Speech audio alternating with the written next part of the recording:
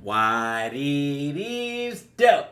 It's your boy Crook LDBT 100. It is short. Now, guys, man, this video is a very interesting video, and I'm gonna tell you why it's a very interesting video, man. I can honestly say throughout the last few years, Ben Simmons has been one of the most controversial NBA players ever since he entered into the league, right? I honestly put him and Giannis in the same category, and what I mean by that is they do everything else so well that if they can just get the jump shot down pat, or at least make themselves respectable as far as the jump shot is concerned, they will be two of the most dominant players in the NBA today. I wholeheartedly believe that. Now, I haven't really been commenting too much on the playoffs. I've really just been watching it. But I've been keeping up with it, and I've been watching it. I've been in tune. I done been surprised. I done not been surprised. I'm starting to enjoy this series. And the crazy part about it is Kevin Durant and LeBron James, for the first time in years, are not in the playoffs. In years. So a lot of these playoffs has been about... Can you focus, please? Thank you. A lot of the superstars that's been in have been the younger players. Devin Booker, Trae Young. We've seen Donovan Mitchell. We've seen DeAndre Ayton. You know what I mean? We have seen some of the younger players and of the generation, and which is going to be our 2003, you feel me, 2004 draft class show up. You know what I mean? So today's video is going to be by low, let you know when it. And this is how Ben Simmons made the 2021 Philadelphia 76ers the most disappointing team in the NBA, which, in my opinion, they are definitely the most disappointing team in the NBA. It just seems like they just can't get over the hump. Now they have a lot of questions that they need answers to. One of the main ones is, what are you going to do with Ben Simmons, bro? I'm hearing a lot of people say they're going to trade him or they need to trade him. But then they're saying that they're going to get him in the gym. They're going to start from scratch. They're going to build him back up, break him down and build him back up as far as his confidence. I want to let the video play out a little bit, but I kind of want to get my thoughts a little bit on it. So we're going to get right into it. You don't know what the Nets' health is going to be. So if I have to say who is the best team, I'm going to say the 76ers. The 76ers are the best team in the East right now. Well, the conversation last year was whether Joel Embiid and Ben Simmons can coexist. People were saying, hey, look, if I had to pick one, I always said I would pick Ben Simmons. Hey, listen, I think they're going to win the NBA title. That's been my prediction all along. No. Why not? You want me to take Ben Simmons off the floor? No, I mean, I got to ask the I question. will pass on that one. So enough of that argument. Go I ahead. still like Philly in the East right now. The evolution of Ben Simmons' game under Doc Rivers has been really fun to watch. I think they are the best team in the East today because James Harden is still hurt and not playing for the Nets today. A coach makes a world of a difference. Can he get Embiid to play better? Can he get Ben Simmons? Yes. I don't know how that pairing works. I think it works pretty well. Well enough to win a championship? Well enough to give up Simmons' future? I don't know. All right, so big picture question. I ain't going to lie. Now looking back at that trade, do y'all think Philly screwed up? Do y'all really think that Philly screwed up by not taking that trade? And I'm talking about just a straight up Simmons for Harden. Did they mess up? I don't know, bro. I don't know. How good can the Sixers be this year? How far can you guys go? I think we can win it all.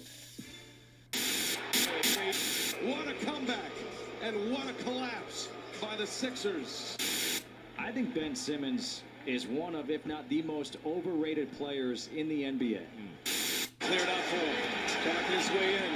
Spins on Gallinari. Gives it up. Oh, it was right there. And a foul as Thibault goes to the basket.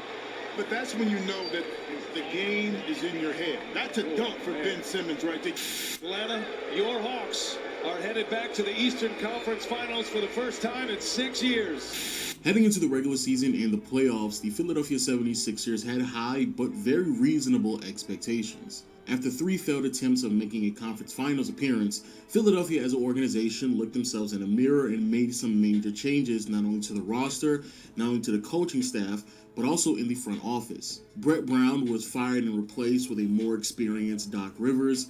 Daryl Morey, one of the more successful executives in the NBA over the past decade, was brought into the front office to hold a role as a president of basketball operations. And with that addition, general managers Elton Brand's promise to improve the Sixers without having to trade Embiid or Simmons was upheld. Josh Richardson and Al Horford, who was deemed untradeable, were moved in the offseason, and to replace them were sharpshooters in both Seth Curry and Danny Green. Both George Hill and Dwight Howard were brought in as competent veterans to back up the 2 stars in Embiid and Simmons. And young, up-and-coming players such as Shake Milton, Matisse Thybulle, and fan favorite Tyrese Maxey brought some depth to a roster that had been shallow over the past 2 to 3 years. And with these changes, not only did Philly as a team improve, but also some of the core 3 players as well. Tobias Harris ended the regular season averaging nearly 20 points again while on career-high efficiency. Joel Embiid was finally unlocked and was able to perform at MVP heights. And Ben Simmons, even though he may have plateaued in many regards, still was great enough to make an argument to not only be an all-star, make the all-defensive team, but also be a candidate for Defensive Player of the Year. By the end of the season, the Sixers had the second best defense in the NBA, a respectable offense, a record of 49-23, which was good enough for the number 1 seed in the Eastern Conference. But most importantly, with that seeding position, they were able to avoid the Milwaukee Bucks and the Brooklyn Nets in the playoffs until the conference finals. But the good news doesn't even stop there. Both the Lakers and Nuggets dealt with injuries that prevented them from making deep postseason runs. The Clippers were able to knock off the Jazz, who had the league's best record, but in the process lost Kawhi Leonard to potentially the remainder of the postseason. And the most interesting development... And I ain't gonna lie, it's gonna be tough, bro.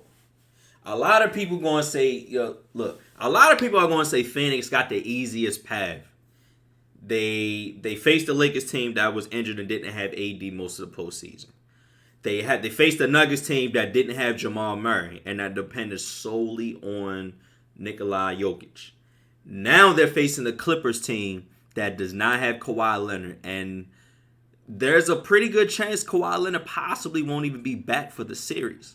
So one could easily say that Phoenix has the easiest route, as well as Philly had the easiest route.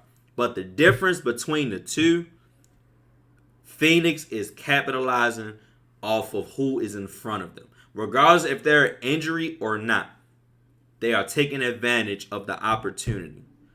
Philly did not take advantage of the opportunity this postseason. I think we all can agree on that. They did not take advantage of it. To be honest with you, I believe that Philly is a way better team than Atlanta. I just do. Just because of the depth that Philly has and just like they're battle tested, bro. This is Atlanta's first playoff run in over 30 years, like 50 years. I mean, they went to matter of fact, I'm lying. They went to the second round in like 2014, 2015, but that's when they got swept. They got swept by Cleveland. So I believe that was the year Joe Johnson was still playing it. Yeah, so they got swept. So I would say in 5 years, or around like 6-7 years is when they went back. Bro, y'all let Trae Young dog y'all, like dog y'all, and I get it. Y'all 1-7, but Trae Young was having his way, bro. Trae Young. That boy nasty. I'm sorry. That boy is nasty.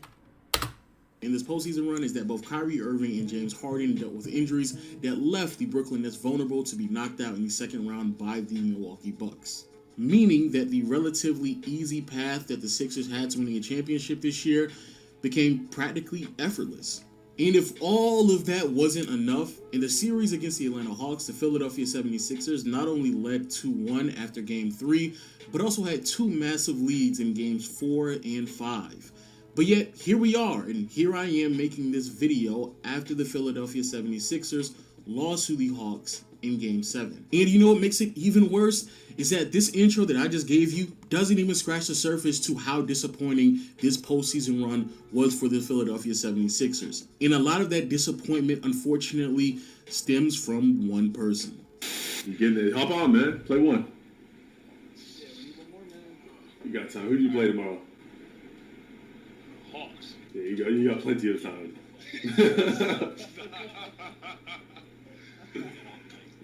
Now, what I'm about to say may come across as harsh, but it is necessary. And I have no problem at all if Philly fans get upset or mad at me because of the things that I am about to say. Because the level of disappointment that Ben Simmons has just reached, in my opinion, is all-time high. And the reason why is because Ben Simmons in year 4 simply just doesn't want to improve. The flaws in Ben Simmons' game is not something that we just acknowledged for the past year or two. It's something that we all knew heading into his NBA debut. So again, I'm just confused at how we're this deep into his career and he hasn't even addressed any of them to the point where he could feel confident enough to attempt a layup, a wide open layup where he is the biggest player around the rim. Now I get it, this is a team sport, so of course there is blame to go around. Joel Embiid having an 0 for 12 half is embarrassing. Tobias Harris and the amount of money he's getting paid needs to perform better on offense. And the defensive schemes and offensive rotation needs to be better from Doc Rivers, and we'll talk about that later. The way that the Philadelphia 76ers look in the fourth quarter in the last 4 games, honestly, is historically bad. Having an offensive rating of 88.7 with a defensive rating of roughly around 115, which gives them a net rating of negative 26.6, is atrocious. And to go along with those numbers, we're talking about shooting splits that honestly, I didn't even know was possible when you have this much talent on the floor. Again, all unacceptable, but these concerns are nothing more but symptoms from a bigger problem, and they are Ben Simmons. And to the people out there who continuously believe that every single time we have these discussions that we are just overreacting, please shut up. This is not an overreaction, especially when the player that we're referencing to has seen little to no improvement in the one area that everyone wants him to improve in. In a 7-game series in the fourth quarter, as you probably all know if you've been on NBA Twitter, Ben Simmons not only was limited to 3 field goal attempts, but in the last 4 games in the fourth quarter of this series, he didn't even take a shot attempt at all. And because of his historically bad performance from the charity stripe, Simmons in the fourth quarter is practically unplayable. Now, before you Ben Simmons and Sixers fans try to debate me in the comment section below, telling me about, oh, what about all the other value that Ben Simmons brings to this team outside of scoring? Well, I beg to differ, especially in the fourth quarter on offense. I'm actually surprised that no one has brought this up. But if you actually watch the games and you watch Ben Simmons in the fourth quarter in a Game 7 in which this team needed some productivity out of him since he isn't going to do anything else when he has a ball in his hands, you can clearly see Ben Simmons doesn't do anything. He runs to the block, he stands stills, and he doesn't even attempt to get any position. He doesn't attempt to rebound. He doesn't attempt to be aggressive. He doesn't attempt to seal and try to get an easy layup. He doesn't do anything. It's so pathetic that John Collins and Gallinari are literally boxing him out with one hand. You're telling me that's something? Okay, so there's not really a lot of people, but these are some of the players that has been on this, or that is in the same draft class as Ben Simmons, right? You have Ben Simmons, he's number 1 overall. You have Brandon Ingram, right? You have Jaylen Brown, right? You have Jamal Murray, right? You have Domantas Sabonis, right? We have Pascal Siakam. We have I even throw in to a lesser degree Buddy Hield, right? Those are all the players that went in the first round that I just looked up on my phone. That I just looked up. Ben Simmons, don't get me wrong, is a better player than all of those combined. But the point I'm trying to make is that they all have improved their game. Once Brandon Ingram left the Lakers, first-time All-Star. Jaylen Brown. Him over there in Boston with Jason Tatum, going crazy right now. He has career highs, I believe, this year. If you look at Jamal Murray's enough said. We seen what happened in the bubble. I don't really need to explain Jamal Murray. We know what Jamal Murray brings. Domantas Sabonis improved significantly this year. He's done way better. Pascal Siakam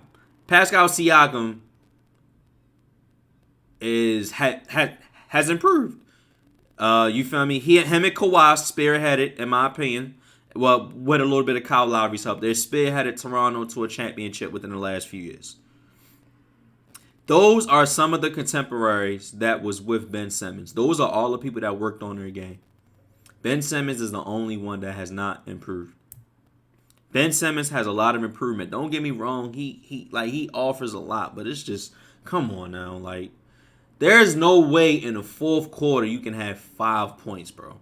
There's no way that you're one of the captains of the team and you don't attempt shots. You don't pass out of an open dunk, an open layup. There's just no way. It's something deeper in this man's head that is preventing him from doing that, bro.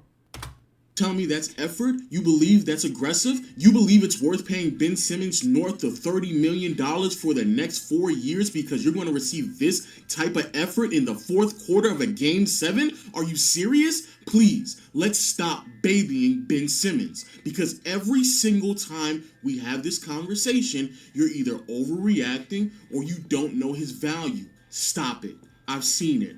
This is now the 4th year in a row where it has been on display. I'm just not blind. I'm willing to call it like I see it. Ben Simmons has to go, and that's an understatement. But here's the bigger problem, and here's where the Sixers organization may actually be a bigger loser than Simmons this postseason run. The Sixers, within a year's time alone, had the opportunity to move Simmons 3 different times and refused to.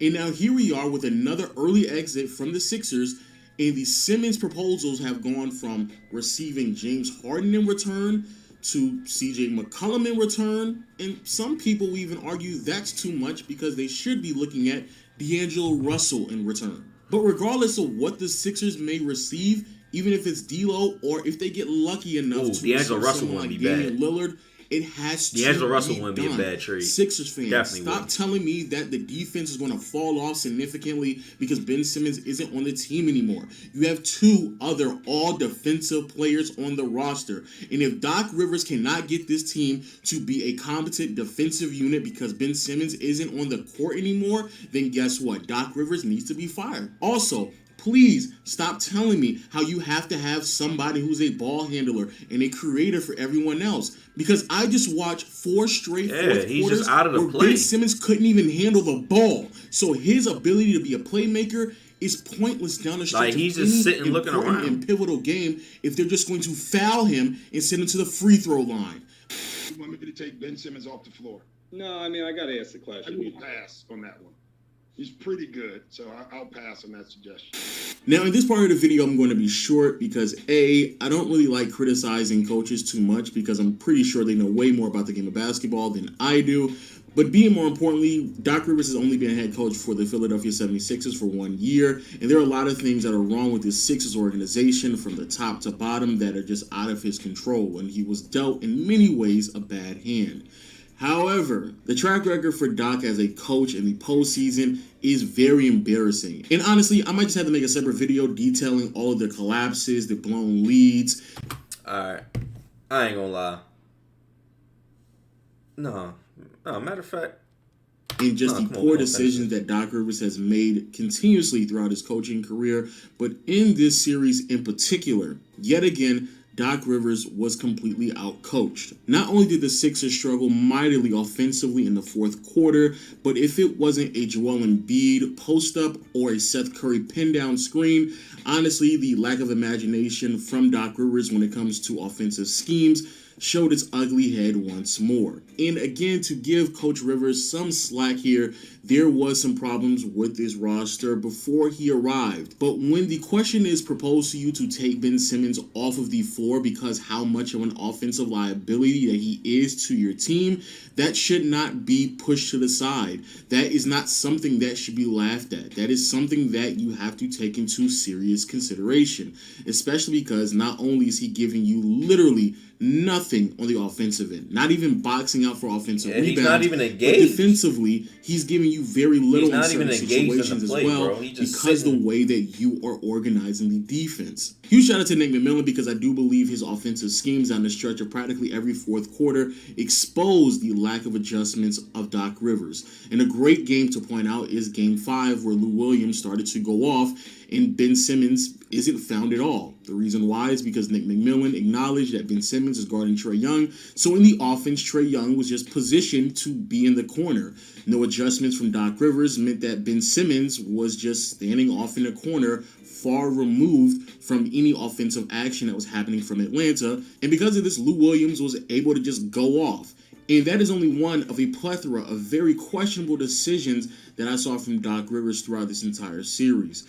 Again, I don't want to give too much flack to Doc Rivers, because I personally believe the inability to coach this team down the stretch is just a symptom of how bad of a player Ben Simmons is. But some of the decision-making was questionable, concerning, and adjustments have to be made, especially when you're going up against a team that you statistically beat in practically every single category, and yet you still lost this series just because of the lack of fourth quarter execution, which heavily depends on what we see from the coaching and the decision-making from the sideline. Doc, do you think Ben Simmons can still be a point guard for a championship team like the one you guys want to become? Yeah, David, I don't know that question or the answer to that right now. So I don't know the answer to that. So I guess the big question, and I believe everyone wants me to answer, is what's next for Philly? And from that question, I decided to wait and to see what the masses believe, what is the next step for this. Alright, I know this video was already long, and I apologize for that, but real quick, man. I think we kind of already got the gist of the video, but I'm going to say one thing, bro. We know that if Ben Simmons get a jump shot, bro, I ain't going to lie, he's taking over the league, bro. The crazy part about it is you see Giannis. I'm sorry, y'all. Like, my ears itching, like, real bad. I'm sorry. Yeah. So, the crazy part about it is you see Giannis, right? Giannis has improved. Even though his ability to get to the basket is his most glaring plus of his game, the one thing I love about Giannis will shoot the ball if he needs to. If you playing back off of Giannis, he's going to take that shot. And it's not the fact of Giannis taking the shot and you missing. It's the fact that Giannis will make sure you respect him. He's going to make sure you respect him. I can take into consideration if a guy playing on the street, if you're playing him from the free throw line when he's bringing a ball up, who's not going to shoot the ball? You're going to respect my shot whether I make it or not. I'm going to keep taking them. And if I keep taking them, eventually I'm going to make them. Especially if I'm a streaky shooter. I'm not going to sit and let Tim Hardaway Jr. play him from the free throw line. And even though, yes, he's a streaky shooter, I'm not going to leave him open. Because if I let him go and let him shoot 2, he's going to make the next 4. I'm not going to do that. Ben Simmons is not even attempting anything, bro. And it just gets to a point where you gotta work on your game, bro. You got to work on your game. It's NBA legends that are trying to work with. If I'm not mistaken, I believe he worked with Kobe a few years back. Like, you gotta get better at your craft, bro. Because it's so many other people that is outperforming you and outworking you. You feel what I'm saying? You're letting the younger guys outwork you. Look at what Booker and Trae Young are doing right now. They are taking over the playoffs. They are single-handedly taking over the playoffs. And they came out of a later draft than you. This is your way of showcasing why you are the number 1 overall pick in the draft, bro. Get better. Get better. And I ain't saying you got to hit all your shots. Right now, no one respects you, bro. No one respects your jump shot. No one respects you. You got to make them respect you, bro. Now, if it's in Philly, I don't know. You feel what I'm saying? I don't know. There was already questions about Joel Embiid and Ben Simmons coexisting anyway. So, can they still coexist, or will you have to trade Ben Simmons? I don't know. We's going to have to see it play out. But you can't keep letting this man off the hook. Y'all paying him $30 million. Y'all can't keep letting him off the hook, bro.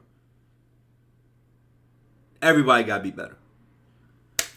But that is my little rant about Philly. I appreciate you guys for watching and pressing play.